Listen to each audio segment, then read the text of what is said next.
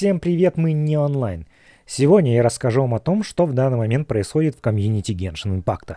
Почему англоязычные китайские крупные контент-креаторы бастуют, отказываются играть в свежий 4.4 патч и агитируют других не играть и не тратить деньги на игру. Должен также предупредить, что я не мастер таких вещей, не зная всех деталей, мог опустить или забыть какие-то вещи. Цель ролика — дать основное понимание ситуации, в каком состоянии находится игра и ее комьюнити, и рассказать об этом русскоговорящей аудитории. Также это видео касается только драмы, связанной с игрой, а не драма, возникшая между несколькими англоязычными контент-креаторами Genshin Community. Чтобы объяснить всю черную дыру и бездну драмы, которая происходит сейчас, нам надо вернуться к самим началам, когда игра только вышла. Impact стала крайне популярной игрой уже на своем старте благодаря тому, что предложила простой геймплей, интересный сюжет, привлекательных персонажей и делая это все бесплатно. Количество крупных стримеров и ютуберов, севших на хайп-трейн, только усилили ее популярность. Но, увы, идеальных игр в наше время не выходит, и Genshin не исключение. Со времен 1.0 комьюнити Геншина было разделено на две группы. Вообще на три, но третья группа — это игроки, которые наблюдают издалека.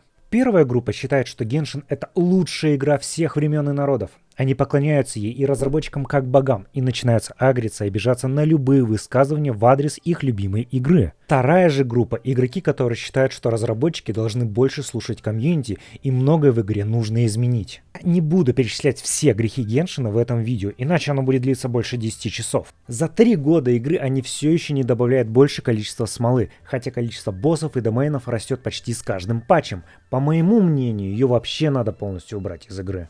Самое сложное испытание в игре — это бездна, которая крайне скучна и надоедает моментально, а других занятий, когда все в игре пройдено, то есть эндгейм контента, нету. Системы артефактов, как и их фарм, абсолютно ужасны. Домены, которые доступны только по определенным дням, и материалы, которые ты можешь собрать только раз в сутки. И это только вершина айсберга. Да, какие-то вещи были изменены, как, например, артефакты выпадали на землю в доменах, из-за чего персонажи, как Венти, могли их выкинуть с карты. Жан Ли, когда только вышел, был изменен. И то только после того, как игроки начали делать эрфаунды с его баннера. Когда ты отправлял персонажей в экспедицию, ты не мог ими пользоваться в игре. Да, что-то они пофиксили.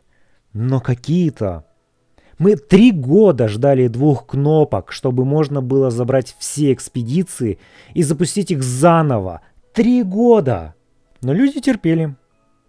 Пока не случилось первый день рождения Геншина. Чтобы показать, как разработчики гордятся, что в их игру играет такое большое количество игроков, которые приносят им миллиарды долларов в год, они за 7 дней входа в игру раздали всем 10 круток. Но также они подготовили для всех как подарок концерт, на который тебе надо купить виртуальный билет, за покупку которого ты мог посмотреть стрим, а также получить дополнительные 800 примаджемов, крылья и смолу. То есть ты, игрок, должен заплатить им, чтобы получить свой подарок. Тогда случилась, по сути, первая волна бунтов игроков Genshin Impact. Ревью-бомбинг игры, Google Classroom, поскольку модераторы удаляли негативные ревью на странице Геншина. Гигантское количество постов. Люди добились, что набор и сам концерт все же раздали бесплатно. На второй день рождения Геншина, по мнению многих игроков, награды были лучше.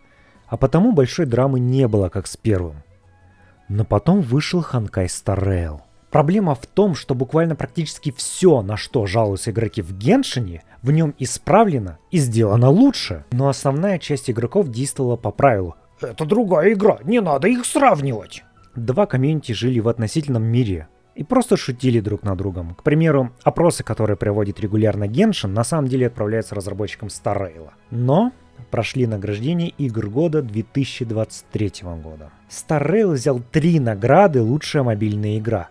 И в качестве награды всем игрокам раздали 10 круток в эквиваленте игровой валюты.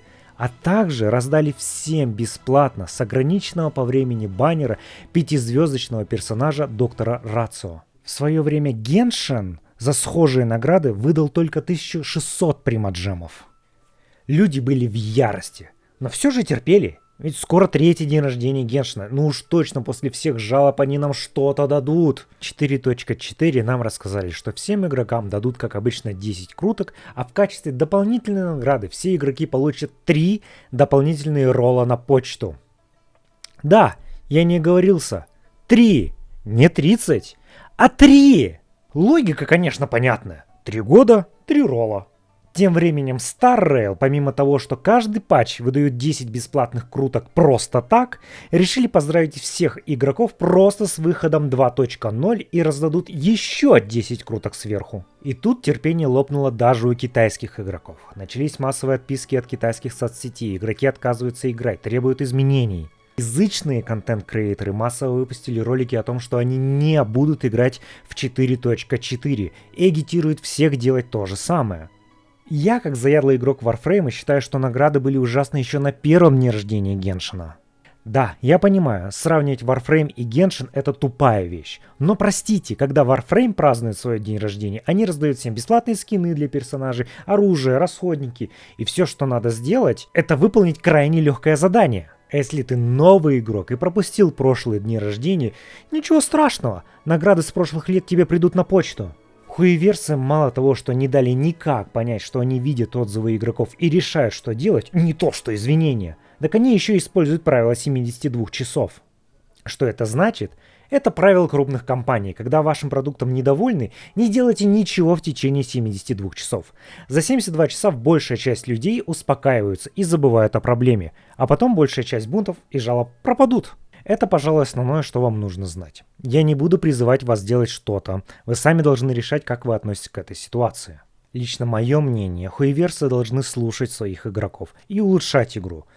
А хорошими наградами они должны показывать игрокам, что мы не просто мешки с деньгами для них, и давать нам хорошие награды, чтобы наше потраченное время на игру имело ценность. Если вы считаете так же, то лучшее, что вы можете сделать, это ни в коем случае не тратить деньги на эту игру, пока они не изменят ситуацию. Вы можете перестать играть в игру, вы можете оставить негативные отзывы в Google Apple Play.